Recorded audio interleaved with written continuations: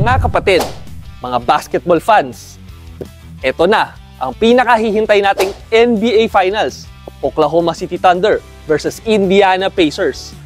Sino ang liyamado? Sino ang dehado? Himayin natin ang mga numero. Simulan natin sa Oklahoma City Thunder na may plus 12.9 point differential ngayong season. Ibig sabihin ay nananalo ang OKC ng halos 13 points kada laro nitong regular season. Ito ay isang all-time NBA record.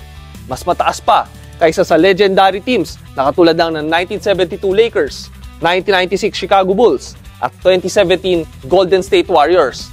Sobrang dominante, talagang tambakan ang laban. At ang 5 teams na ito na dating nasa taas ng listahan, lahat ng yan naging NBA champions. Titingnan natin kung magpapatuloy ang trend na ito sa OKC. Kung hihimayin naman natin ang mga numero, ay depensa talaga ang naging calling card ng OKC ngayong playoffs.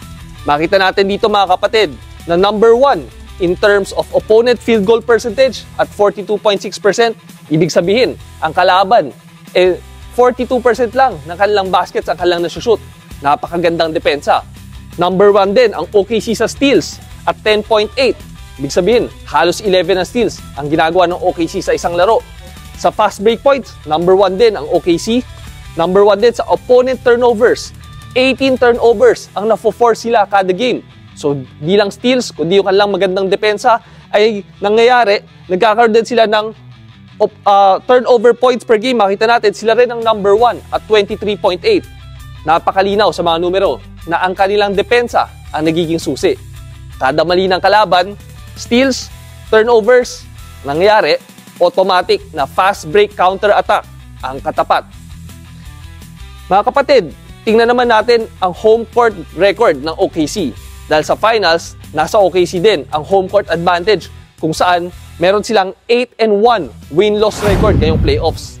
Sa 8 panalong ito, ang average ng margin of victory ng OKC nasa 28 points. Halos 30 points. Talagang tambak kung tambak.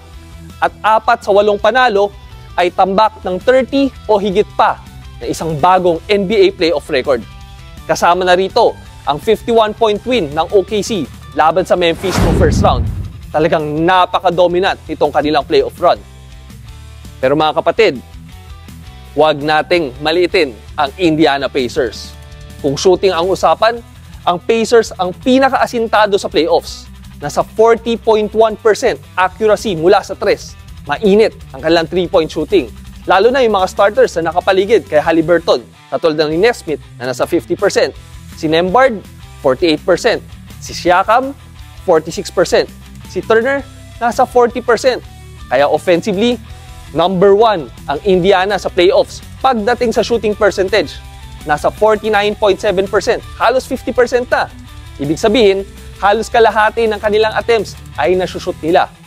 Sa usapan naman ng assists, number 1 din dito ang Indiana kung saan 66% ng kanilang field goals o 2 sa bawat 3 basket ay galing sa assist ng kanilang mga teammates. Pinakamataas din yan sa NBA playoffs. Kaya ang nangyayari, 6 sa kanilang players ngayong playoffs ay lagpas 10 points per game ang average. Mga kapatid, ito ang key stat sa Indiana. 12-0 sila. Undefeated sa playoffs kapag umabot sila ng 110 points.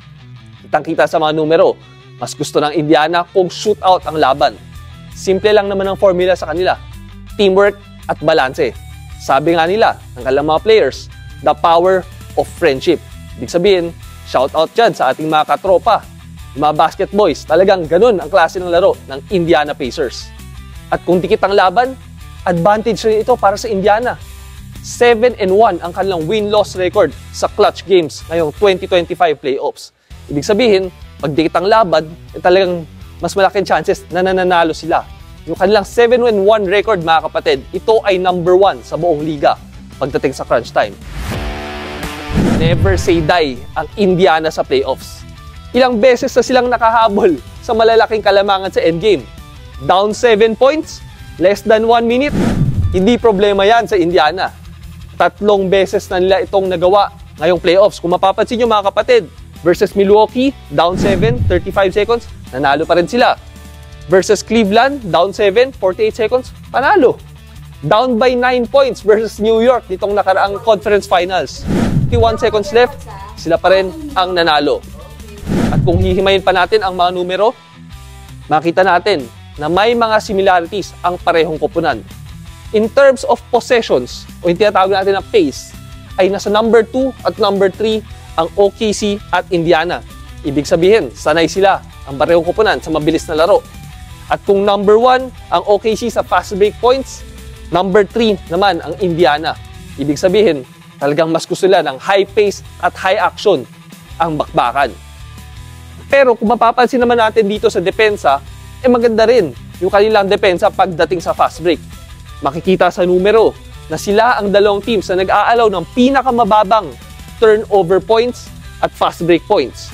Ibig sabihin, kung maganda ang kanilang fast break attack, marunong din silang dumepensa sa fast break. Magkakaalaman kung kaninong fast break attack ang mas efficient ngayong NBA Finals. Kumusta naman ang superstar matchups na alam natin sa pagitan nila Shai Gilgeous-Alexander at Tyrese Haliburton ng Indiana?